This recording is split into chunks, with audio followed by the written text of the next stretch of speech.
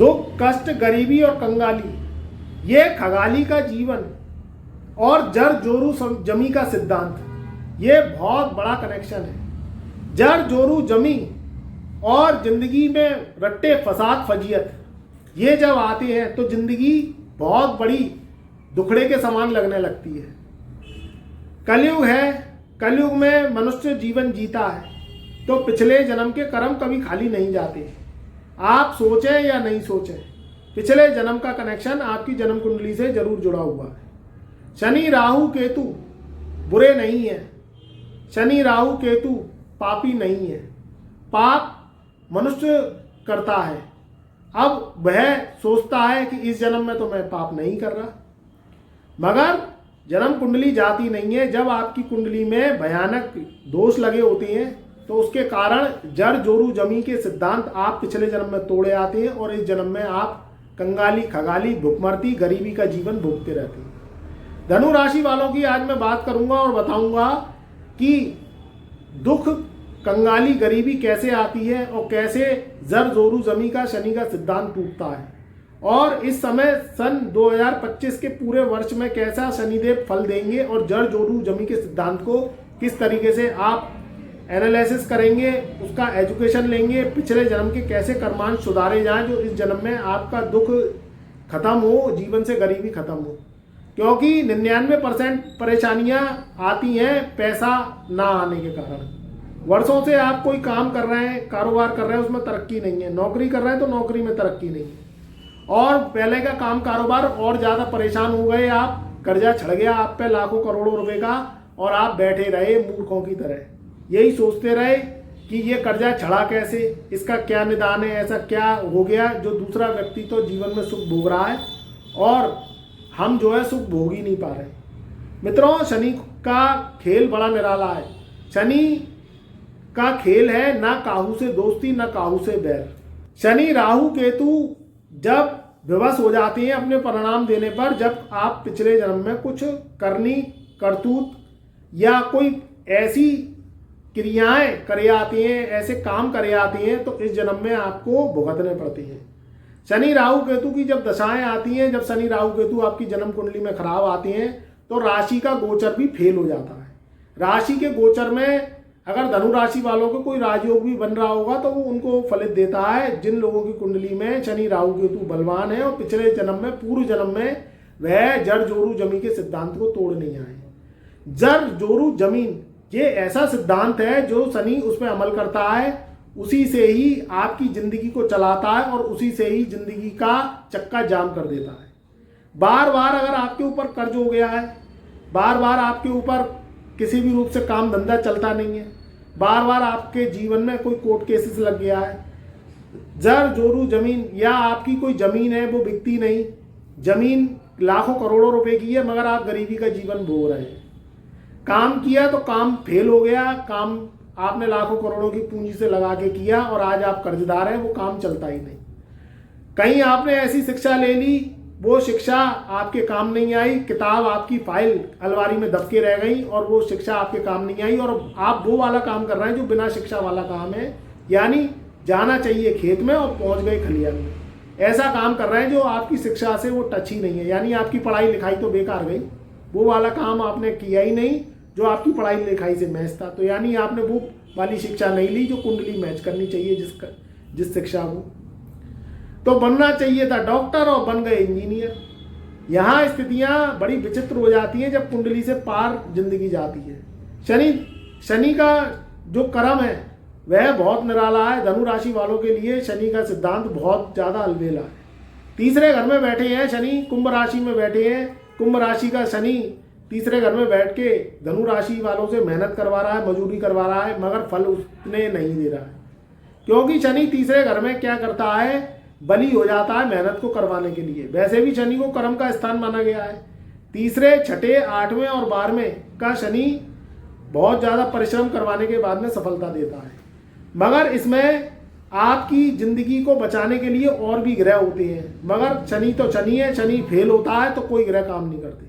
शनि का सिद्धांत ये है, जब तक पूर्व जन्म के कर्मों को सुधारा नहीं जाए, जब तक पूर्व जन्म में किए गए पापों का क्षमा पुण्य नहीं किया जाए, जब तक आप अपनी कुंडली के अनुसार नहीं चले तब तक आप दुख भोगते रहते हैं। आपको शनि दुखों का कारण आप बताते रहते हैं और शनि की महादशा, राहु की महादशा में आप बहुत ज़्यादा परेशान हो जाते हैं, क्योंकि ग्रह हैं, ग्रहों का चक्रजाल चलता है तब ग्रह अपना काम करते हैं।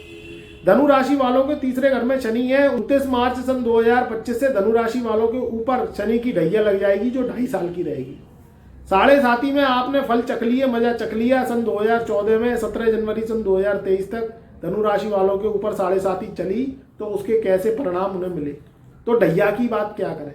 मगर फिर भी शनि का जो भोग काल है वो उन लोगों को बचा जाता है जो दान धर्म पुण्य से जुड़े रहते हैं, पिछले जन्म के कर्म जो पाप के रूप में उन्हें उतारते रहती हैं। नहीं तो कभी कभी 10 का नोट दान धर्म पुण्य में ना खर्च करके फिर 100 का नोट कहीं और लगता है, क्योंकि क्या होता है, कभी कहते हैं ना कि दान धर्म पुण्य आड़े आ गए, तो यही शनि का खेल है।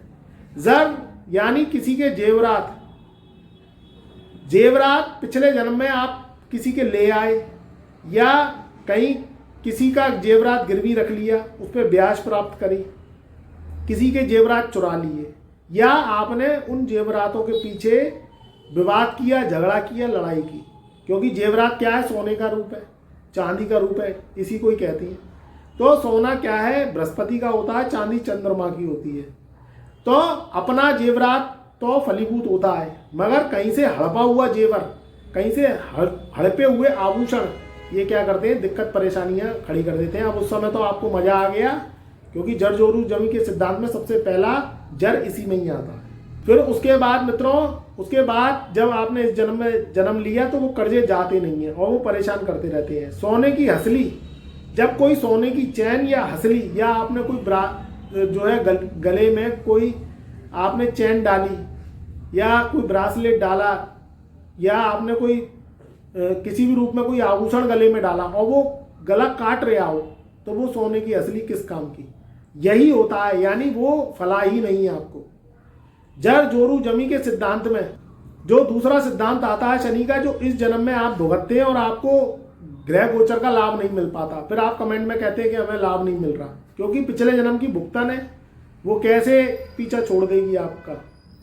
अब उसमें क्या होता है, धनु राशि वालों के ऊपर जर जोरू, जोरू का मतलब होता है आपकी धर्मपत्नी, आपकी प्रेमिका, या दूसरे की धर्मपत्नी दूसरे की प्रेमिका।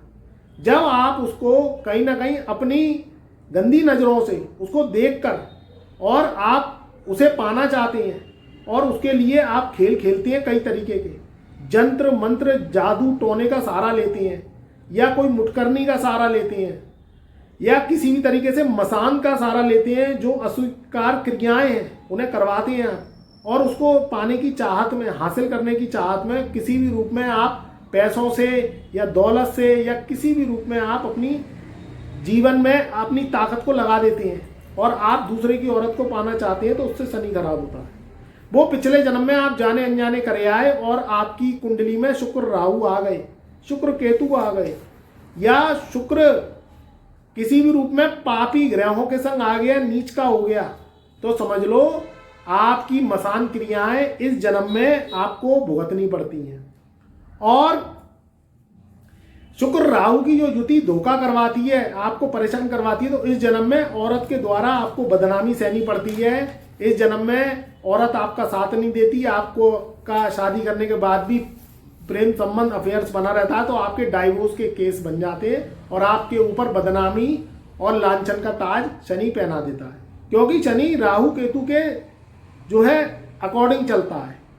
तो यहाँ जब शुक्र राहु की युति आती है तो अन अफेयर्स दिखाती है, आपका जो है बना बनाया बेस बिगड़ जाता है, या कहीं शादी आपने करी तो आपकी शादी टूट जाती है, या शादी होती ही नहीं है और शादी साल 6 महीने टिकती है और टूट के आप घर पे बैठ जाते हैं।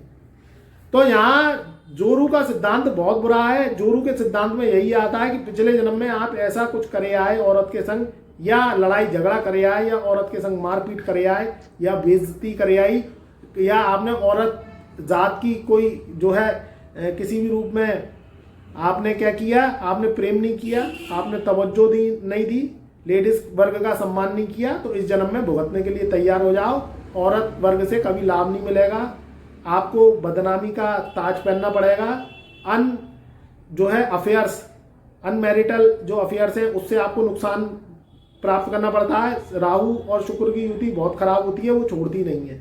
कभी आपको शादी, विवाह, प्रेम के सुख नहीं मिल पाते हैं, आप जोर लगा लगा के रह जाओ, क्योंकि पिछले जन्म की जब तक भुगतान पूरी नहीं करोगे वो पूरी नहीं होती। ऊपर से मांस, मदिरा, शराब का शौकीन, शवाब का शौकीन ऐसा व्यक्ति हो जाता है और अपनी जिंदगी को हराम और बर्बाद कर लेता है। तीसरी जो कहानी निकल के आती है शनि के सिद्धांत की, जो आती है जमीन।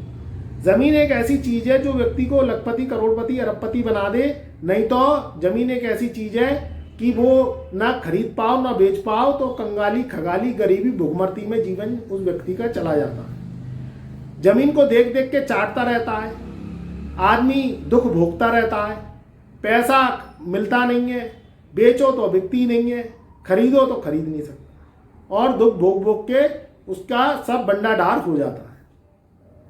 जमीन जब खराब होती है, जब मंगल आपका कुपित होता है, जन्म कुंडली में मंगल पाप कर्तरी दोष में होता है। अभी मंगल इस समय सप्तम भाव में चल रहे हैं। मंगल ने ही साल का पूरा चकनाचूर कर दिया। सप्तम भाव में, पहले तो अष्टम भाव में नीच का मंगल चला, फिर नीच का मंगल हटते हटते अपने 7वें घर में आ गया, तो मंगल वक्री चल रहे हैं। और वक्री मंगल अच्छा नहीं होता कामकाज के लिए, भूमि भवन के लिए, अपने स्वास्थ्य के लिए, और किसी भी रूप में शुभ मांगलिक कार्यक्रमों के लिए। और मिथुन राशि का मंगल है वैसे ही। तो यहाँ मित्रों, जब जमीन का किस्सा आता है तो वो भी बड़ी सिरदर्दी बनती है। पिछले जन्म में आप कहीं खेत किसी का हड़प लिया, आपने जमीन हड़प ली, भाई भाई में मारपीट हुई, विवाद हुआ, लट्ठे चले, और जमीन के कारण भाई भाई में टकरार हो गई, और जो बड़ा भाई है वो छोटे भाई की जमीन हड़पने के लिए दौड़ा, छोटा भाई बड़े भाई की जमीन हड़पने के लिए दौड़ा, तो उसके कारण आपको परेशानी का सामना करना पड़ता है। और मंगल केतु, मंगल राहु, मंगल शनि, इसकी युति आ जाती है। चाहे धनु राशि वाले लड़के हैं, जेंट्स हैं, चाहे लड़की हैं, चाहे लेडीज हैं, ये दोनों के लिए बराबर रहता है। भाई बहनों में भी भूमि भवन के लिए बहुत झगड़े चलते हैं और रिश्ते खराब हो जाते हैं। तो मंगल बद्ध जब होता है, जब खुशियों में नजर लग जाती है, ना आप कोई जमीन बेच सकते, ना आप कोई जमीन खरीद सकते, ना किसी भवन के मालिक बन सकते, मुकदमेबाजी जमीन के कारण चल जाती है, किराए पे प्रॉपर्टी उठती है तो किराएदार फंस जाता है, मांगलिक कार्यक्रम घर में होता नहीं है, घर में दुश्मनी का माहौल रहता है। कोई भी काम करें, चाहे जन्मदिन मनाएं, चाहे शादी करें, चाहे कोई दस्टोन करें, चाहे कोई मांगलिक कार्यक्रम करें, उसमें हलवाई अगर आपके यहाँ बैठा और कढ़ैया पूजन हुआ तो उसके बाद फिर विवाद की स्थिति अगर आपके यहाँ आ जाती है तो समझ लो मंगल बद्ध है। तो मंगल बद्ध का इलाज करना भी बहुत जरूरी होता है। कुंडली में जर जोरू जमी के सिद्धांत का इलाज करना भी बहुत जरूरी होता है। अगर कुंडली में नहीं किया तो ये झगड़े फसाद की जिंदगी कभी खत्म नहीं होती। देखिए, जब आप बीमार पड़ते हैं तो डॉक्टर के पास जाते हैं, अगर आप बीमार नहीं पड़े तो डॉक्टर के पास जाने की जरूरत ही नहीं पड़े, और अगर बीमार पड़े और डॉक्टर के पास नहीं जाए तो इलाज कैसे होगा, फिर आप भुगतते रहेंगे। ऐसे ही जन्म कुंडली का हिसाब है। जब तक जन्म कुंडली पे आप प्रॉपर काम नहीं करेंगे, अपनी जन्म कुंडली टेवा दिखवा के, तब तक कोई इलाज नहीं होता। पिछले जन्म की जब तक चुकत नहीं करोगे, आगे रास्ते कभी नहीं खुलेंगे। बस यही सोचते रहोगे कि कुंडली विश्लेषण की फीस पूछ लें, आज कुंडली विश्लेषण करवाना है, कल कुंडली विश्लेषण करवाना है। आप अगर कुंडली विश्लेषण नहीं करवाएंगे तो वो जस की तस स्थिति रहेगी और सालों निकल जाएंगे। गरीबी दुख भोगते रहो, परेशानियां भोगते रहो, इलाज होगा नहीं। आप ऐसी जिंदगी अपनी गुजार दे रहो, आप परेशान, आपका परिवार परेशान, आपके बच्चे परेशान। वो इलाज जब तक होगा नहीं, जब तक रास्ते खुलेंगे नहीं। इस चीज का ध्यान रखेंगे तो जिंदगी में सुख अवश्य आएंगे। और जड़ जोरू जमी के सिद्धांत पर काम करेंगे तो जिंदगी में सुख आपके जरूर आएंगे। चैनल पर नए आए हैं तो चैनल को लाइक करें, सब्सक्राइब करें, ज्यादा से ज्यादा वीडियो को शेयर करें, और कमेंट में जय शनिदेव अवश्य लिखें, क्योंकि शनि जिसे तारे उसे कौन मारे, और शनि जिसे मारे उसे कौन तारे। सत्कर्म करें, सद्भावना रखें, कुंडली पे काम अवश्य करें, जिससे आपके जीवन के रास्ते अवश्य खुलें।